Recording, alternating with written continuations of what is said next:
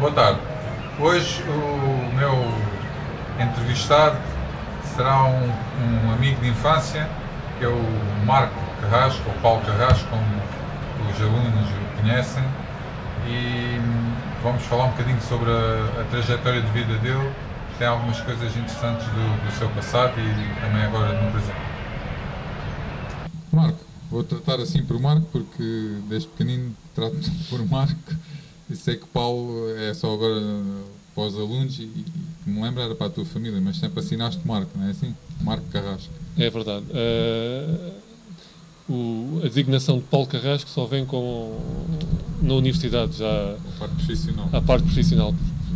Atualmente sei, quando me ligam, se me tratam por Marco, já sei que é assunto de infância. Paulo Carrasco é trabalho. É uma denominação que facilita esta diferenciação. O que é que te liga aqui a Portimão? Mas, como tu sabes, Filipe, o que me liga aqui a Portimão, eu sou nascido em Portimão, a minha família também é aqui de Portimão, e fiz aqui a minha infância, tenho aqui os meus amigos, e naturalmente tenho também esta ligação com a praia, com o clima, com o mar, é isso que me liga a Portimão. E com São Sebastião. É verdade, sim senhora. Memória já que São Sebastião. Pois, tu, também como nascido e criado em São Sebastião, para quem não sabe, é um bairro ali próximo dos Três Bicos.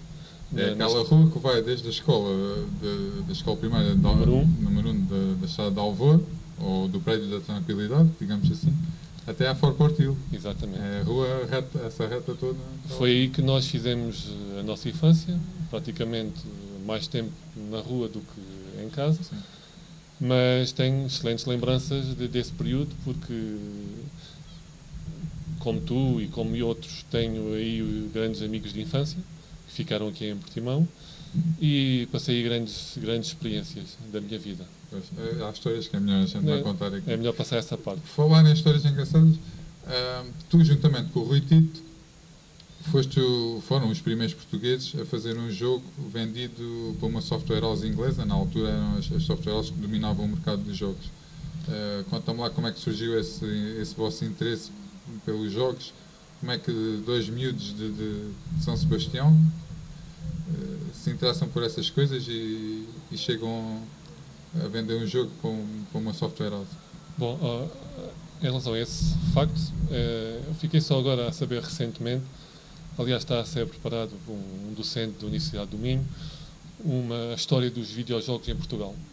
E foi nessa circunstância que eu acabei por saber que o Rui Tito e eu somos, por assim dizer, os pais da indústria dos videojogos em Portugal, comercializados, naturalmente, fora do nosso país. Como é que começou?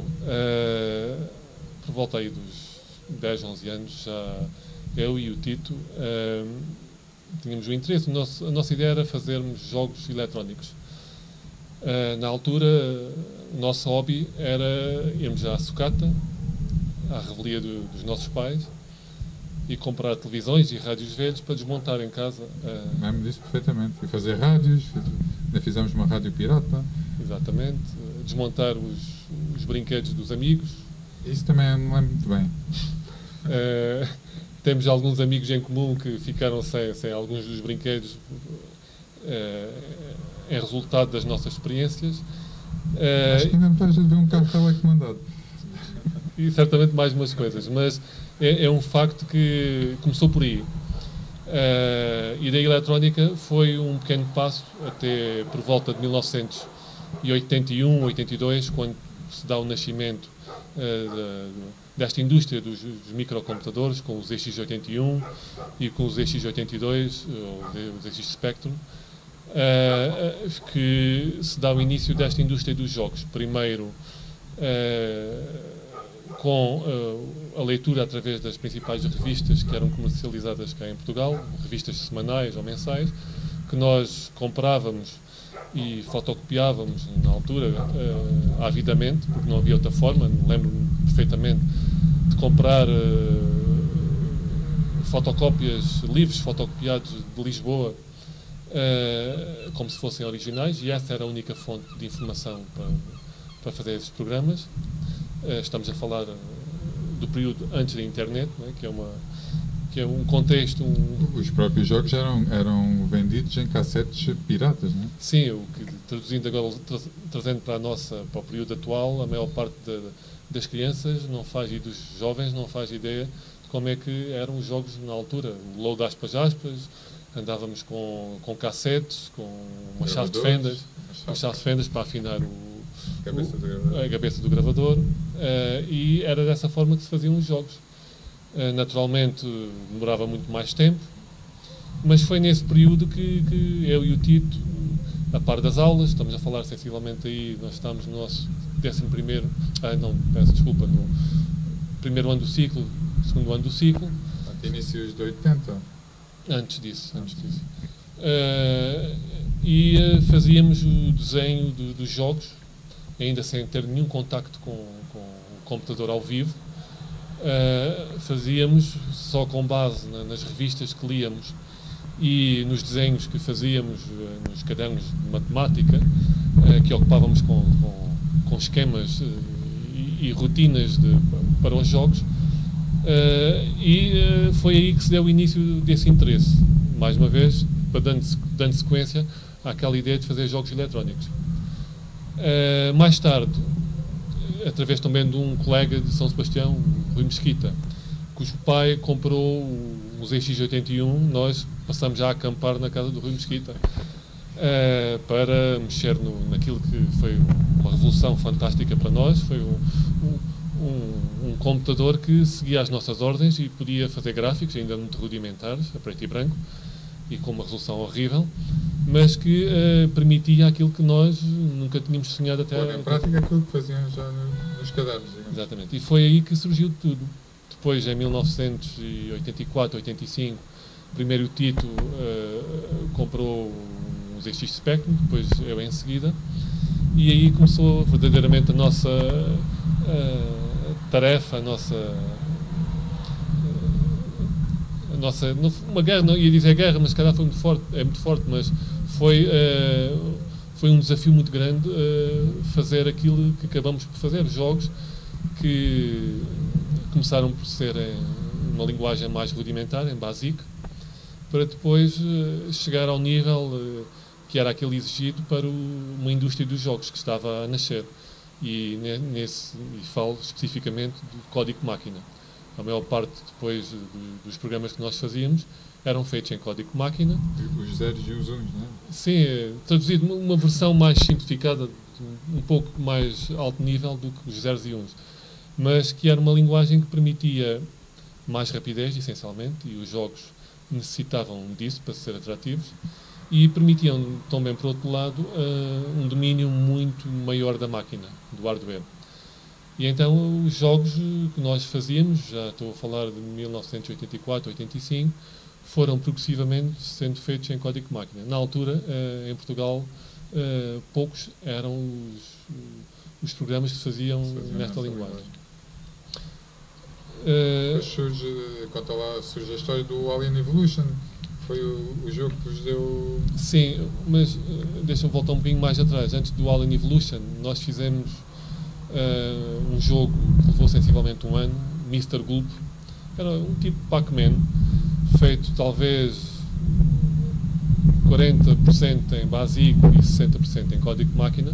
Foi um jogo para o qual nós dedicamos muito tempo e desenhamos naturalmente os gráficos, os sons, e que vendemos, foi a nossa primeira experiência de venda. Vendemos uma software house, a Wizard Software, inglesa, e a qual recebemos, já não me recordo muito bem, mas não sei se chegou a 100 libras, ou seja, fomos literalmente roubados. E foi a nossa primeira experiência. Esse foi verdadeiramente o nosso primeiro jogo comercializado. Depois seguiram-se outros, numa tentativa de maximizar a produção. O Tito e eu decidimos iniciar projetos separados, se bem que com a supervisão de um e do outro. Ele fez um jogo, eu fiz outro, muito distintos um do outro, e que acabamos também por vender, se fizemos sensivelmente, se não estou em erro, em 2, 3 meses, e vendemos novamente à mesma empresa. Fomos igualmente roubados porque... Ainda não tinham aprendido bem. Não. Quanto é que as coisas valiam. E naturalmente depois pensamos um pouco, isto, já estamos a falar aqui no nosso 11º, 12º ano, e decidimos, vamos fazer um jogo a sério. Este já totalmente em código máquina, e devo dizer que era um jogo que, a par daqueles que se fazia na indústria de software de jogos inglesa, que era praticamente a única onde se comercializava os jogos do ZX Spectrum, foi um grande mercado. Foi também o berço de muitos programadores que atualmente exercem atividade neste setor dos jogos. E decidimos fazer um jogo que foi esse que tu referiste, o Alien Evolution. Foi um jogo já inspirado numa perspectiva 3D, com gráficos sofisticados, som também mais sofisticado, e ao qual dedicamos sensivelmente um ano. E também fizeram tudo vocês, os gráficos e os sons? Tudo. Nesta altura tínhamos que ser polivalentes, fazer um pouco da música, neste caso a música na sua totalidade. Então, para quem não sabe, também compões música. Tive essa experiência, ainda andei uns tempos a aprender piano, mas também não insisti muito. No fundo era uma desculpa para aprender a fazer algo mais neste campo dos jogos. E tínhamos também que fazer os gráficos, e fizemos isso tudo, e o produto final foi interessante. De tal forma que vendemos a uma software house esta de maior dimensão, a Gremlin Graphics, na altura, que era uma software house emergente, que na altura já tinha uma dimensão aceitável, e que nos compra o jogo, os direitos do jogo, e fez-nos também um convite para irmos... foi a primeira vez que saíram do país. Sim, exatamente. E que andaram de avião, claro. Exato. Uma grande experiência. Foi porque eu, na altura, ainda era menor. O Tito, que é uns meses mais velho do que eu, já não era. Mas foi uma grande experiência porque tivemos a oportunidade de andar de avião pela primeira vez. Acho que começou logo antes do avião, tiveram logo um acidente. Sim, curiosamente, na reta para o aeroporto aqui de Faro, tivemos logo um acidente com um inglês que não se recordava que aqui andávamos na faixa contrária. Mas, portanto, isso foi um bom princípio. Mas depois o resto da viagem foi fantástica. Fomos a Manchester, depois fomos para Sheffield. Ora, isto 2 miúdos, 2 adolescentes.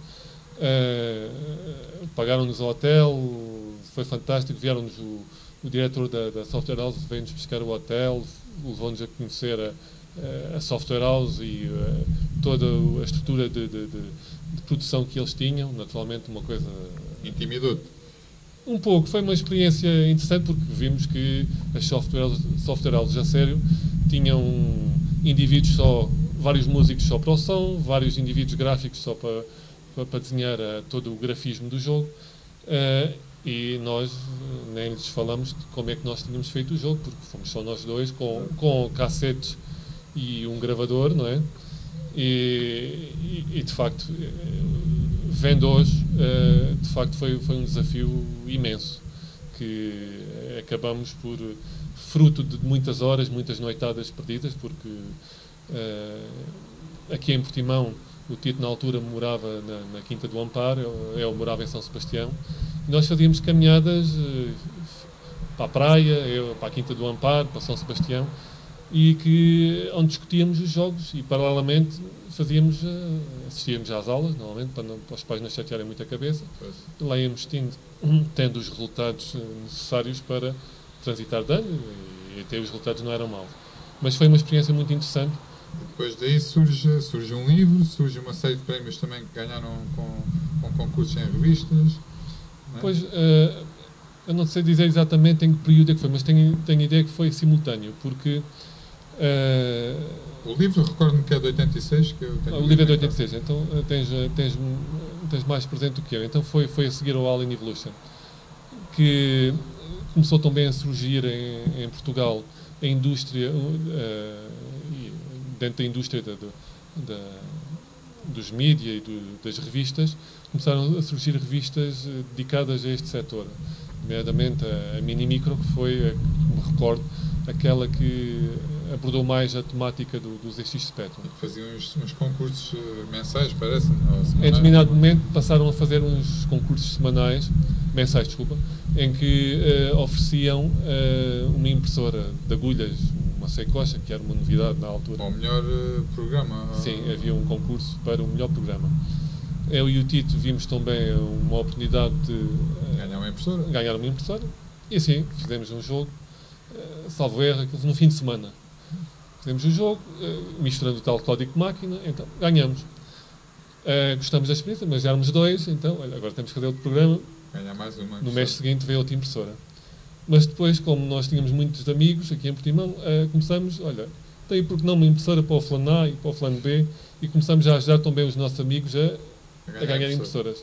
Houve, no caso de alguns aqui também em Portimão, que hoje se dedicam também à programação, no caso do Liotte,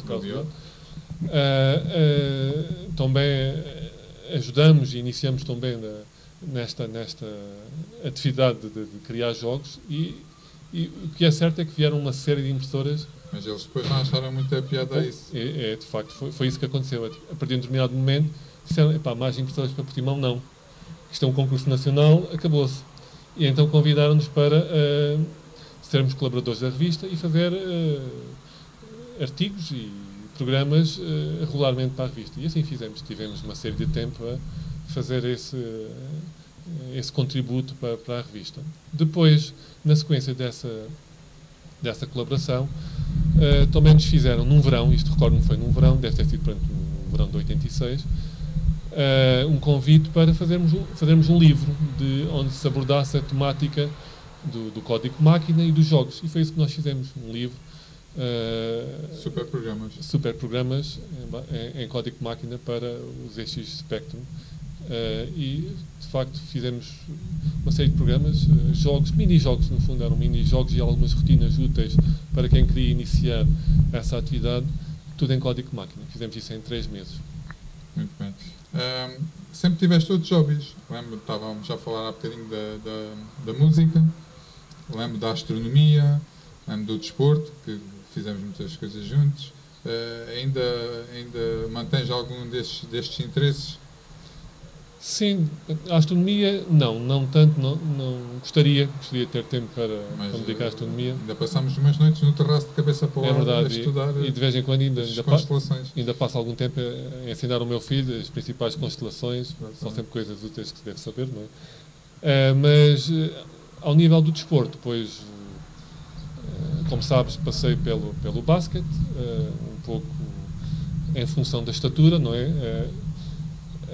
Passei também pelo vôlei, e atualmente, já agora depois dos 35, a caminho dos 43, estou envolvido na natação. Portanto, atividade que gosto muito, naturalmente. Estás nos Masters da Portinado. Exatamente. Que aproveito para dizer que tem uma equipa fantástica e na qual eu me sinto muito bem. Naturalmente que temos aqui uma pequena componente competitiva, mas que eu não tive a prática da natação de infância e isso faz muita diferença, mas é uma atividade que, se pudesse voltar... para manter a forma, não é? Sim, e pelo convívio. E pelo convívio. E até porque é uma atividade, do ponto de vista de manutenção, é aconselhada para todas as idades e trabalha todo o corpo, todos os principais grupos musculares. É uma atividade que se recomenda. Mas no basquete, estavas a falar, ainda chegaste a ser federado, ainda foste chegar para a Albufeira, segundo me lembro, e curiosamente parece que tiveste o nome no jornal associado à equipa do Benfica. Conta-me lá isso. Pois, essa notícia nunca a cheguei a ver, verdadeiramente, mas na altura disseram. De facto, eu joguei na Arca, embora não federado, treinava na Associação Recreativa do Quinta do Amparo, em Portimão. Depois jogávamos na Teixeira Gomes, os clássicos jogos entre escola e liceu.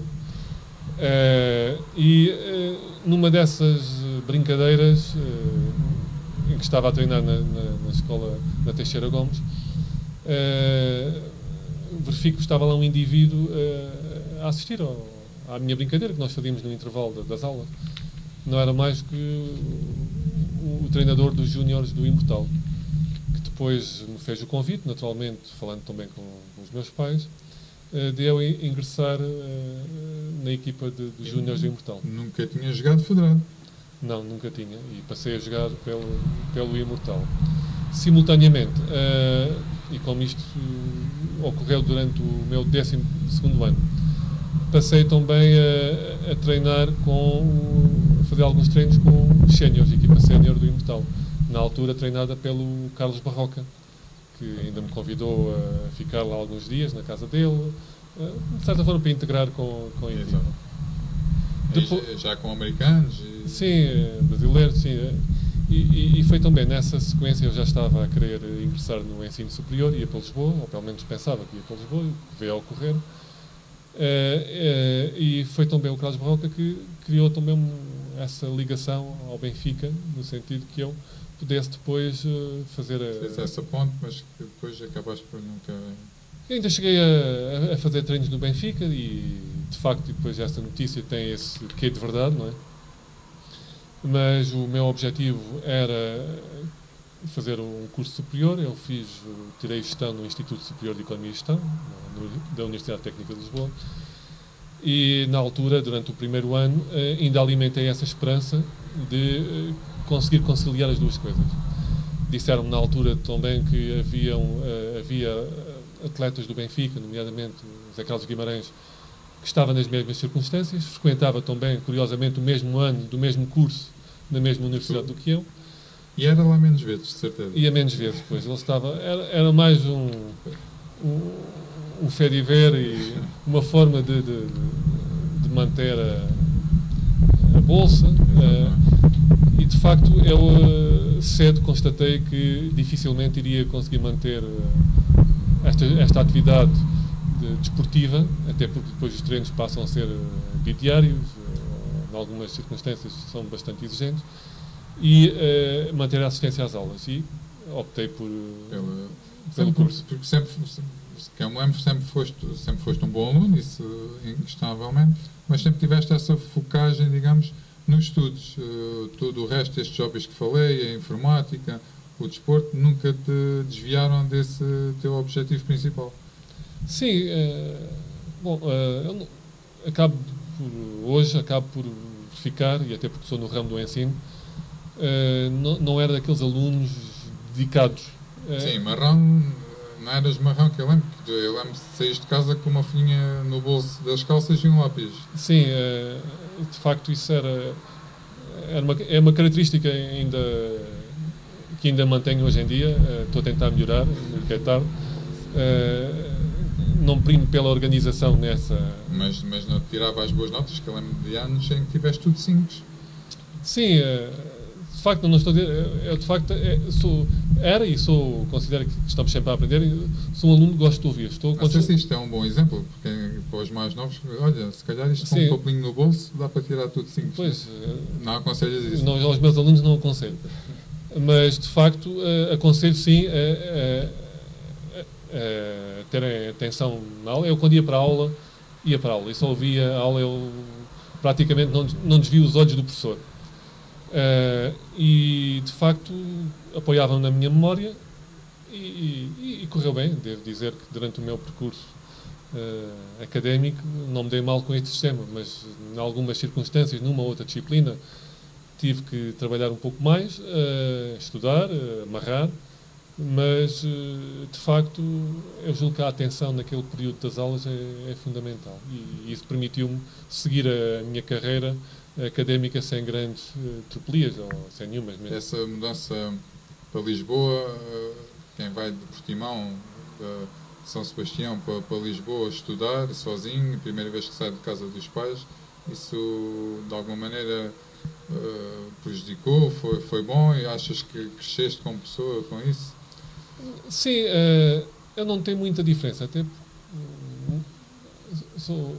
acho que sou uma pessoa que me adapta bem a todas as situações, a estas mudanças de contexto. E o que me foi facilitado também em Lisboa, porque o primeiro ano, durante os primeiros meses de integração, eu fiquei, sabes, eu tenho um irmão em Lisboa, e fiquei na casa dele, na Cruz Quebrada, um pouco longe do Quelhas, onde era a minha universidade, e acabei por fazer essa transição de forma mais ou menos pacífica. Só mais tarde é que foste para uma residência? Ainda nesse ano, durante o primeiro ano, como tinha boas notas e os meus pais não tinham condições financeiras para que eu pudesse alugar um apartamento ou um quarto, decidi, e porque também tinha condições académicas para isso, e os requisitos, candidatei-me a bolseiro da Universidade Técnica de Lisboa e consegui não só a bolsa, mas também alojamento. Fiquei numa residência universitária masculina, a residência universitária Mendonça Monteiro. Ali perto da Assembleia, não é? Sim, sim, por trás da Assembleia da República, ali perto do local onde se fazem as manifestações. Exatamente. E de facto aí sim, foi uma experiência incrível, porque éramos cerca de 60 indivíduos, rapazes, todos rapazes, das mais diferentes faculdades, veterinária, física tecnológica, enfim, diferentes até nacionalidades, locais do país, das ilhas, e que tínhamos uma característica em comum, todos estávamos ali com motivação e éramos todos deslocados de Lisboa. E isso fez com que nos integrássemos muito bem e partilhássemos as experiências. Eu podia consultar colegas do mesmo curso, do ISCTE, de outras universidades, de anos mais avançados, que me passavam os apontamentos, que me diziam... Facilitavam. Foi muito bom mesmo, porque nós podíamos, se tinha um problema de matemática, podia ir falar com um físico.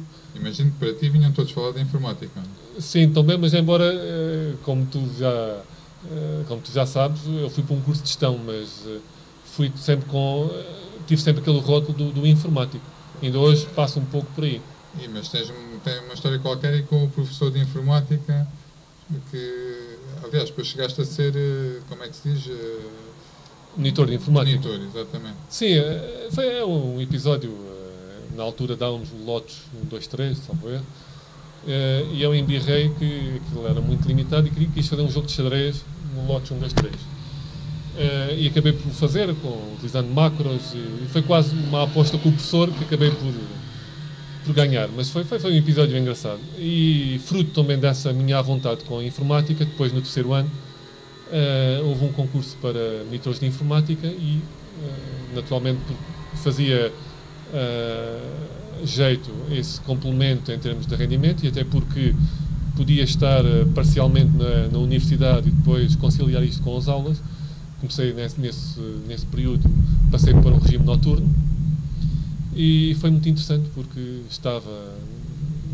E tinhas acesso aos computadores e à noite estudava, naturalmente. Hoje em dia a gente pensa que qualquer um tinha computador, mas não era bem assim. Não, e a estrutura até de utilização dos computadores era completamente diferente. Recordo na altura, o Instituto Superior de Economia e Gestão tinha os VAX VMS, que são uma filosofia completamente diferente daquela do computador pessoal caseiro que temos hoje em dia. Mas enfim. Hoje és professor doutor, aqui na Escola de Gestão de Turismo, E qual foi o tema do teu doutoramento? É uma coisa que é sempre muito complicado de lembrar. A minha tese de doutoramento está centrada na área científica da matemática. Curiosamente, pode levantar algumas questões boas. Então, uma pessoa que inicia a formação de licenciatura em gestão, depois vai fazer um doutoramento em matemática, mas esta área é exatamente matemática aplicada à economia e gestão. E isto surgiu porquê? Porque entre a licenciatura e o doutoramento eu acabei de fazer um mestrado, também nesta área de investigação operacional, e que, de certa forma, me alertou e me fez tomar o gosto por esta área da aplicação da matemática ao domínio da gestão e dos problemas de decisão, tomar decisões para problemas complexos. E daí veio o motivo da minha tese de doutoramento, que é o estudo e resolução automatizada de um problema de horários escolares, utilizando algoritmos... Diz lá o nome, que isso tem um nome engraçado. Não, é o problema de elaboração de horários escolares, estudo e resolução automatizada. Depois, dentro da temática centra-se dentro da formalização do problema como um problema matemático, que é um problema que envolve, como qualquer problema matemático, tem variáveis. E, neste caso, um problema desta natureza, de criar horários escolares, seja para uma instituição, seja para um hospital, seja para uma escola, ou para outra qualquer instituição em que há pessoas e há horários a cumprir, é possível formalizar isso do ponto de vista matemático. E, neste caso, um problema que eu tratei é um problema com cerca de 10 milhões de variáveis binárias, podem tomar valores de 0 e 1, e com centenas de milhares de restrições. Isso é possível resolver utilizando a matemática e utilizando naturalmente os computadores. E as metodologias que eu utilizo para resolver esse problema são centradas nos algoritmos genéticos, são algoritmos baseados, inspirados na seleção natural dos organismos, através da genética, de como é que os genes bons são transmitidos de pai para filho e como é que isso favorece a geração seguinte, e também baseando também nas redes neuronais que copiam o funcionamento das sinapses do nosso cérebro, sinapses humanas, mas neste caso formalizando-as em termos de modelos matemáticos. É uma coisa assim. Não percebi nada, mas parece-me interessante. Não, mas é interessante. Aconselho a qualquer pessoa e é muito mais simples do que aquilo que parece pelo nome. Sim, sim.